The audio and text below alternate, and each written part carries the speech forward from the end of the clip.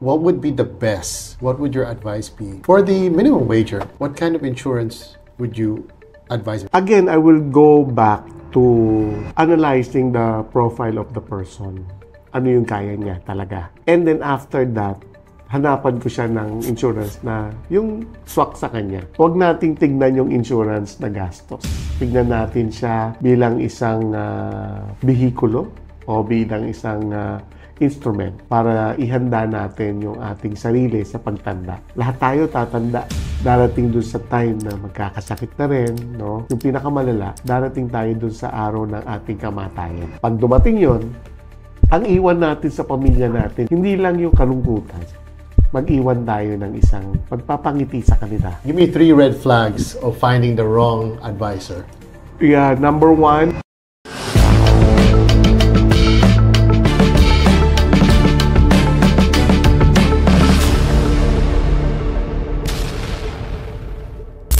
The views and opinions expressed in this podcast are those of the host and guests and do not necessarily reflect those of the producers, network, or sponsors. Listener discretion is advised. So nag-term na tayo, nag-VUL. So what's the next, after VUL, what's the next most common insurance that people the traditional insurance. Pag sinabing traditional, it's more on guaranteed, no?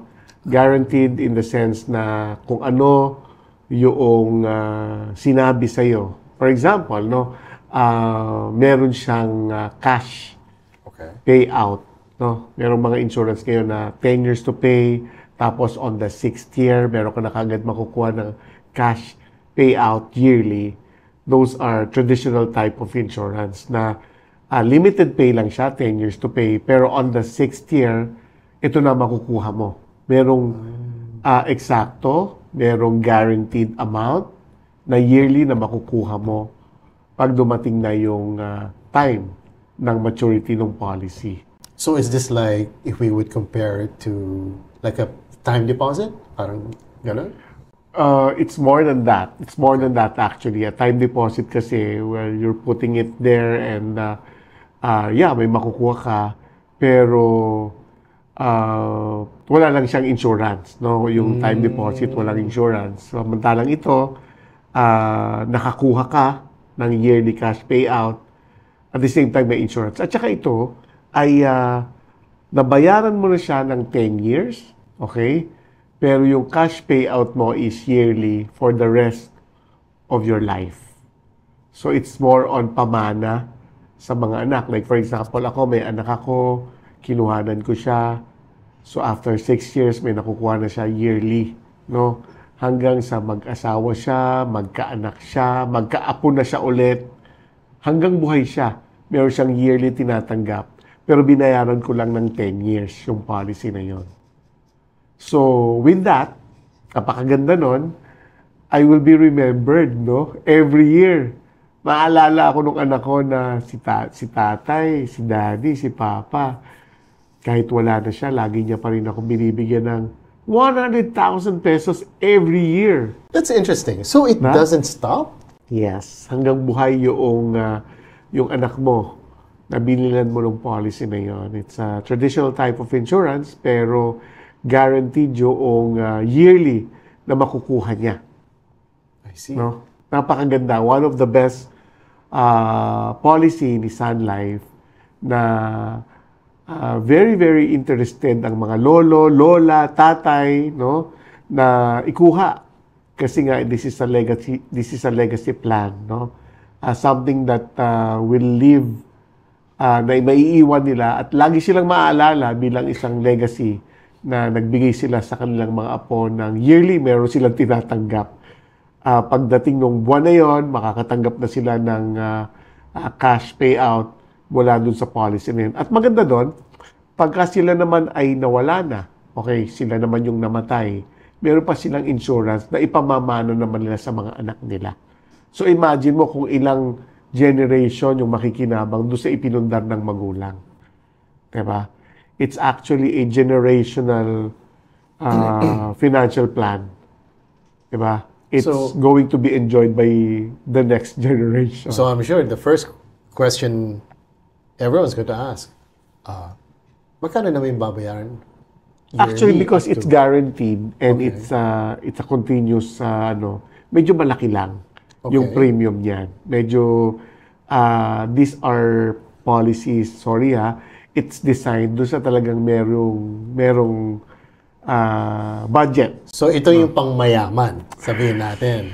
Hindi naman pang mayaman, pwede rin naman sa middle class kasi kaya ko siya bilhin Hindi naman ako mayaman, di ba? So, kaya ng middle class at syempre mas kaya ng mga nasa upper class. Give us a example for a 20-year-old healthy. Magkano babayaran for this generation? Okay, if you are Generation insured like for example, say yung 100,000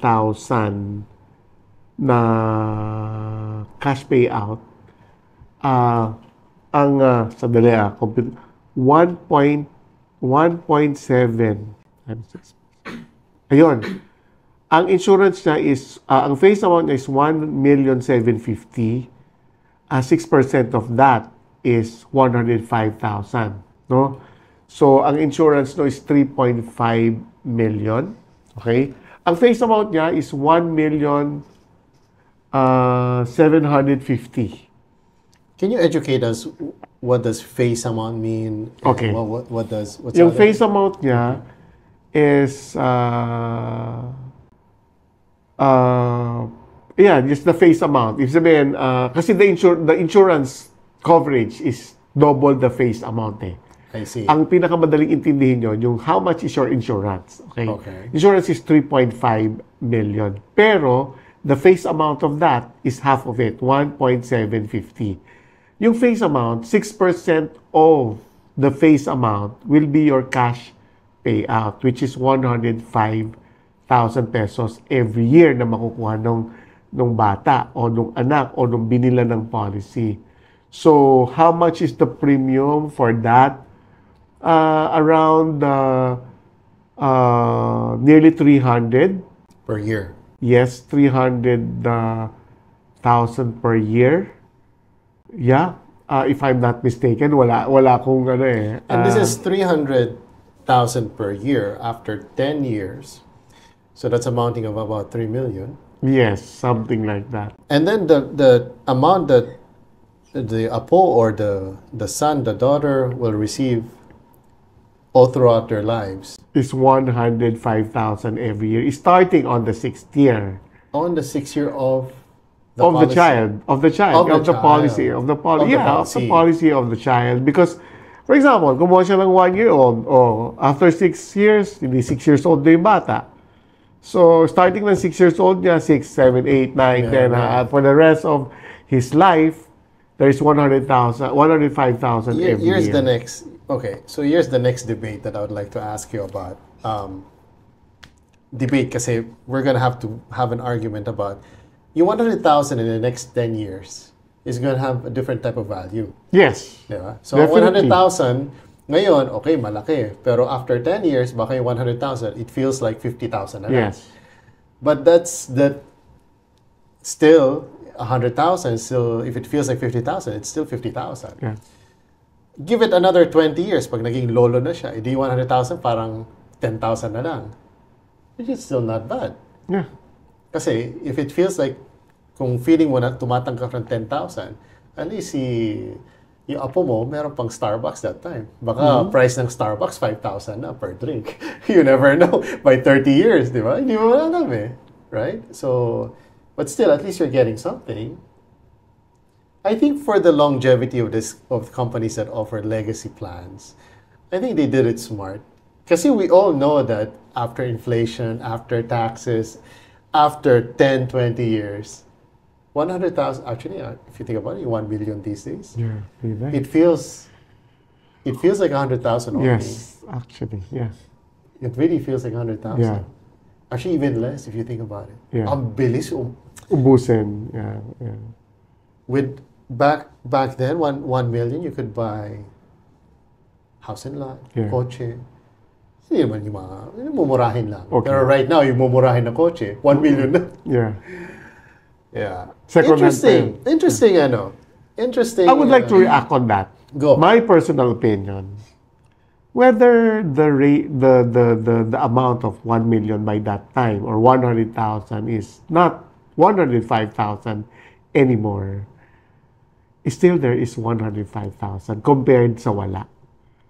And to think na makaka-receive ang isang tao, like for example, when I was 20 years old, now I'm 53 years old, if I will receive 105,000 today, starting today or this year, I still be very thankful na meron akong 105 compared sa wala.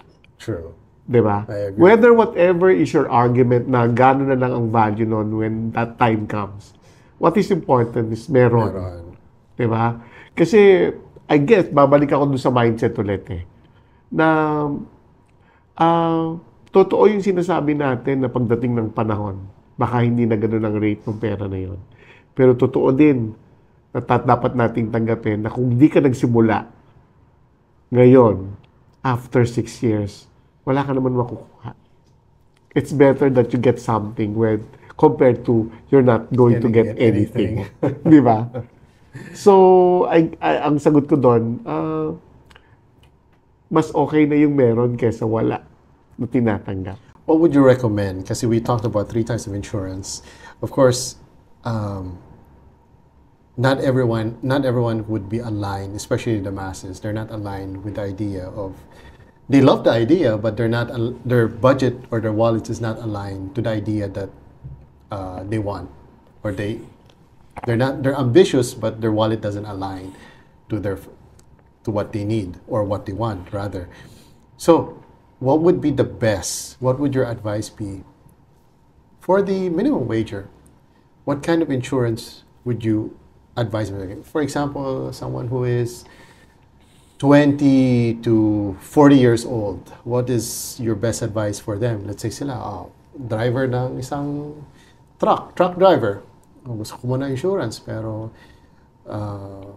kaya lang yung tipong, let's say, 300 a month. Katulad yan kay Singlife. Yeah. Do you have an advice for different types of insurance to get? And for a starting point, what would you advise? Actually, hirap na tanong. Yeah. Again, I will go back to analyzing the profile of the person. Ano yung kaya niya talaga. And then after that, hanapan ko siya ng insurance na yung swak sa kanya. Okay, what would I will advise? Depende rin yan sa trabaho, sa risk ng trabaho niya. If for example, sabihin natin truck driver, mura lang kasi yung accidental insurance Okay. May mga ganon na it only covers accident. Yeah. No, hindi siya kino-cover yung natural death. If you die through accident, your family gets something. Maliliit yung premium niyan. If you get hospitalized due to accident, maliliit lang yung premium niyan. Actually, pag bumili ka nga ng mga membership, may kasamang accidental insurance yan Maliliit yung premium niyan. Okay, maliit lang siya. Maliit lang din yung coverage. Ang limited lang yung coverage na accidental death lang. If you die natural death, di cover. Pero pag namatay ka accidental death, covered. Pag na-aksidente ka, na-hospitalize ka due to accident, covered. Pagka na-hospital ka due to illness, hindi covered. Pagka-accidental lang yung coverage niya, mura lang premium niyan. Kaya yung sinasabi natin na anong i-advise mo, kung ano lang yung fit dun sa tao. Kung ang fit niya lang is accidental coverage lang, hindi lang cover natin sa kanya. What is important? May coverage.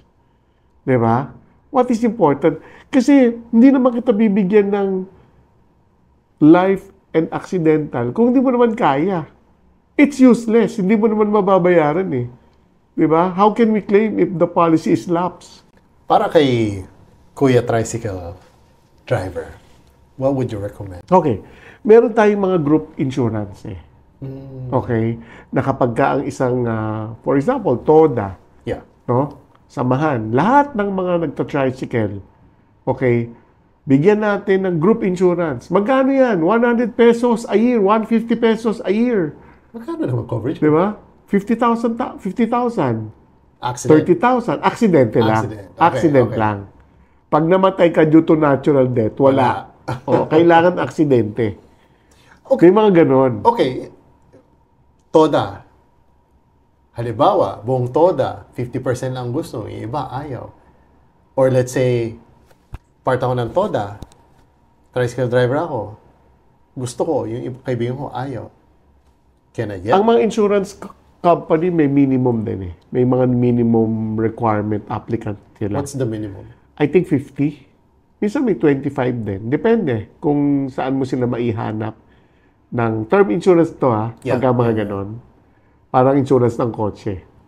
So, Still, may coverage. Yes, may coverage. Pero what if ako si Kuya tricycle driver na hindi ako part ng TODA, basta ano lang, dito lang sa gilid.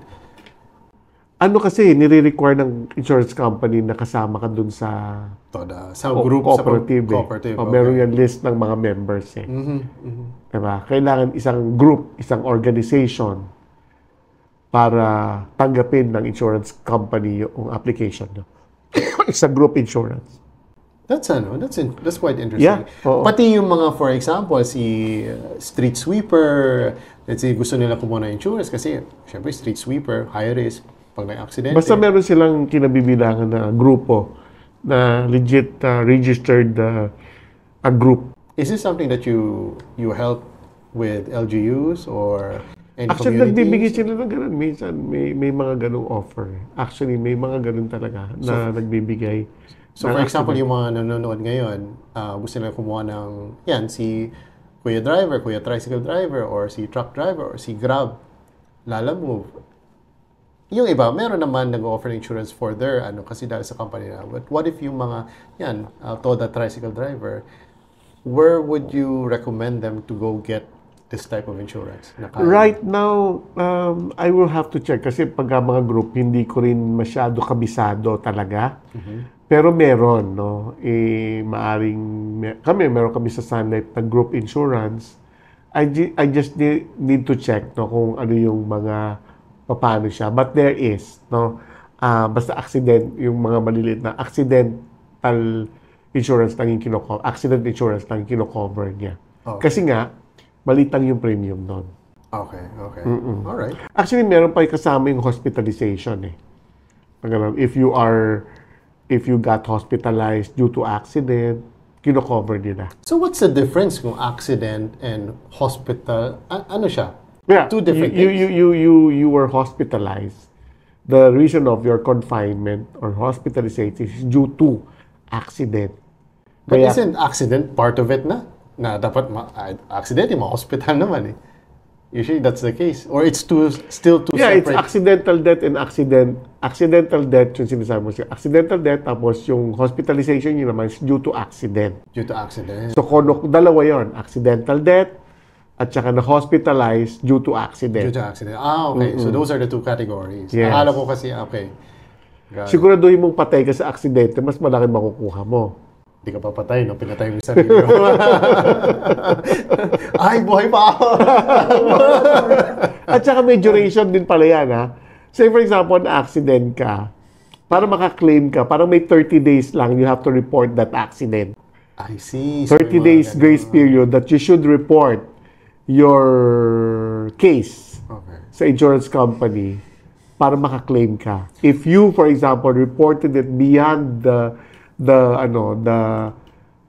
required time na mai-report mo siya, mabovoid yung claim mo. Another question. Okay, let's say na-aksidente. Ano yung mga... Ito yung... Okay, people know how to get insurance. What happens when there's an accident? Halimbawa, unconscious. Ano ba dapat gawin? Ng family member, ng anak, ng asawa? Claim lang, at tawag lang sa... How do you claim on insurance? Number one, dapat meron ka talagang advisor. Yung advisor, kilala mo. Yung advisor, active. Yung company is legit company, no? Kung wala advisor at policy lang, tawag ka lang doon sa number na yun. So, bawat You have to insurance may report it. hotline. Yes. What is required in the reporting? Kailangan ba ng police report? Yes, Kailangan of course. Police report na the hospitalization due to accident or kung halimbawa naman ay sa bahay na aksidente. Okay? So, yung mismong medical report, medical abstract, kung bakit siya na-hospitalize is due to, for example, nalaglag sa hagdan, di ba, nadulas. Diba? So for example, kasi yung mag-aasikaso nito, pag walang advisor, first degree or kaibigan, whatever, eh kung wala yung silang family alam. mismo, kailangan may alam. Kailangan alam mo, Kuya Kim, ano na? Pero madaming may insurance, hindi alam ng mga spouses Actually, nila or family na. Oo, Hindi nila alam nung gagawin. dapat alam. Sinasabi ko, dapat alam. So it's not enough just to get insurance. You have Kailangan to- ma-educate pa din yung, halimbawa may nangyari sa'yo, na comatose ka.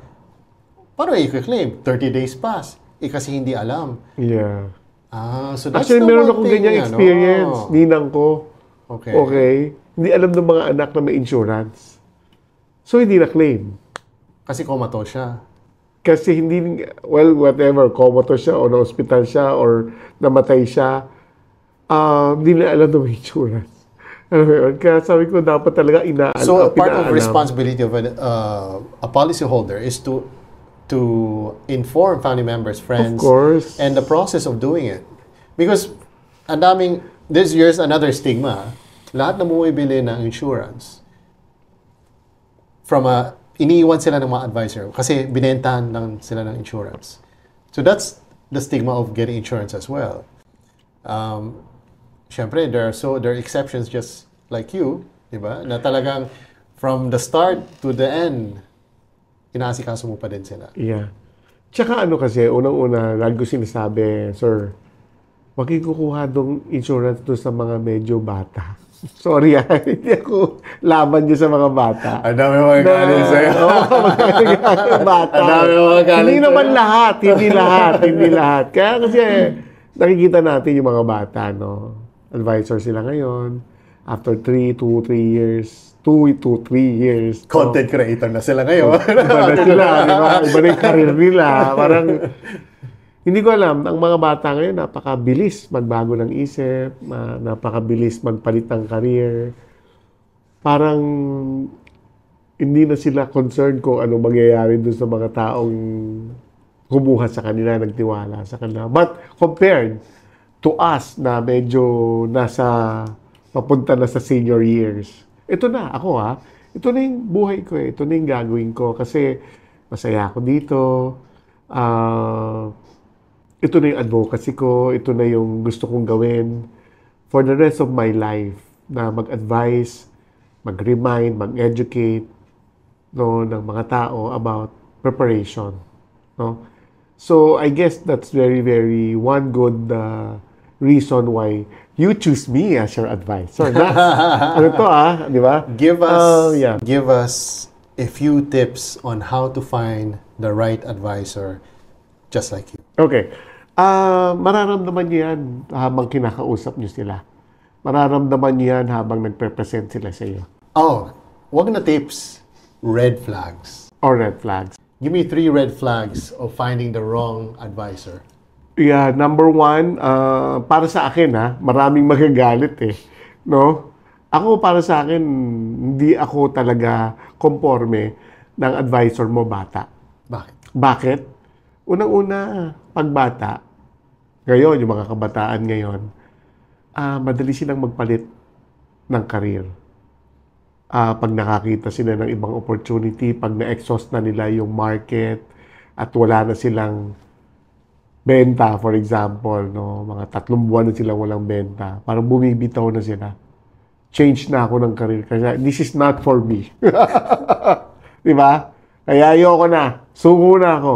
Di ba? That's number 1. Pagbata, magigil yan sa simula, pero after 2-3 years, bibitaw na. Yun yung napansin ko. Number 2, paano mo ipagtitiwala yung iyong insurance o yung investment mo sa isang tao na hindi ka din sigurado kung marunong siyang mag-manage ng finances niya. Paano mo naman malalaman na marunong siyang mag-manage ng finances niya? Siyempre, meron na siyang napatunayan na minanage niya at na-manage niya ng maayos. Diba? So, hindi lang ako ang mag-check ng background ng kliyente. Check ko rin yung background ng advisor.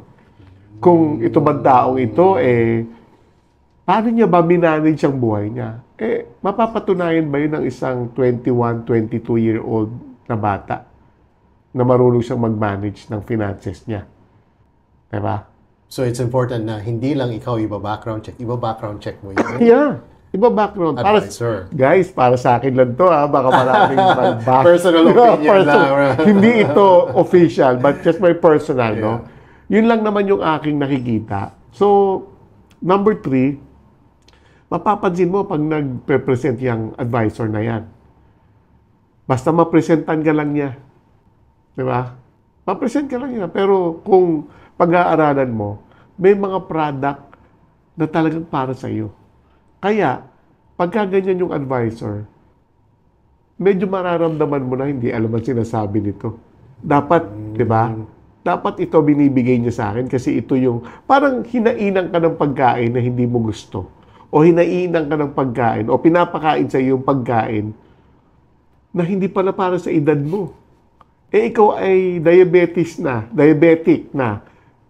Hinainan ka ng cake, tapos may ice cream, tapos may salad, lahat ng matatamis, di ba? Hindi siya dapat sa'yo. Dapat sa'yo, salad, yung mga healthy food na pinapakain. So makikita mo doon na hindi niya alam. Kung hindi niya alam na, di ba? Doon pa lang mag-engage mo na siya na, ala to, hindi ito maalam, di ba? So I think yun yung mga 3 red flags para sa akin. Number 1, bata. Number 2, di ba? Pagtitiwala mo ba yung investment mo, yung insurance mo sa tao na hindi mo sigurado kung marunong ba siya talagang mag-manage ng sarili niyang. How can you guide people if you yourself, you don't know how to guide? How can you share love if you lack love? How can you share, di ba? Money if you don't have money, di ba? Kailangan meron ka nun. Dapat overflowing ka nun. And it entails a lot of time and it's panahon, di ba? Age, para mo ma-establish yung ganung bagay. Di ba? Number 3, mag-engage mo siya. Kapag ang pinakakain niya sa'yo, inire-recommenda niya sa'yo, hindi para sa'yo. Bawat edad, merong product para sa kanya. Number 1, pag ang kausap ko 40 years old na, hindi na ako nag-offer ng VUL. Ang ino-offer ko unang-una, health insurance. Kasi when you age 40, parang sisimula ka ng magpa-check ng whole abdomen with prostate. Bakit? Kasi dyan na nagsisimula Di ba? So, bakit kita bibigyan ng VUL? Kailangan health insurance muna. Ang health insurance, pag na-diagnose ka ng sakit, may makukuha tayong claim. Pag VUL ka, walang attachment ng critical illness, wala tayong makukuha. Kailangan ka munang mamatay bago tayo makaklaim. Samantalang sa health insurance, pag na-diagnose ka pa lang, na-hospital ka pa lang, may makukuha na tayo. Diba? So, mapapakinabangan mo. Ilagay mo ang sarili mo sa kliyente mo. Kung ikaw si kliyente, ano kukunin mo? Diba? Okay. Thank you for the session. Yeah. Meron ba akong nasabing mataba? Natuto ka ba? Madami na. Oo. Kulang. Yes. Especially sa mga general information, kulang. Kasi insurance can be so technical. So we'll probably shoot this at another session kasi we're out of time. Yeah. But we've learned a lot from you. Thank Mr. you. Mark. So sa mga gustong mag-avail ng insurance or you want to learn more from Mr. Mark Bernardo, you could always find him in Sun Life. Yeah. Thank you very At much. abangan yun yung bagong socials niya and channel niya. Coming soon. Tama? Sana. Coming soon. Pero bago tayo magtapos, no? Last words, Dax. Last words, no? Nananawagan ako sa lahat. Tatakbo, no? Hindi, ano lang, boss. Huwag nating tignan yung insurance na gastos. Tignan natin siya bilang isang bihikulo o bilang isang instrument para ihanda natin yung ating sarili sa pagtanda. No? Lahat tayo tatanda. Lahat tayo, wag naman sana, no? Darating dun sa time na magkakasakit na rin, no? At yung pinakamalala, darating tayo dun sa araw ng ating kamatayan. Sana, pag dumating yon, ang iwan natin sa pamilya natin hindi lang yung kalungkutan, mag-iwan tayo ng isang magpapangiti sa kanila pagkatapos mailubog tayo sa lupa. No? Isang bagay na maaalala nila tayo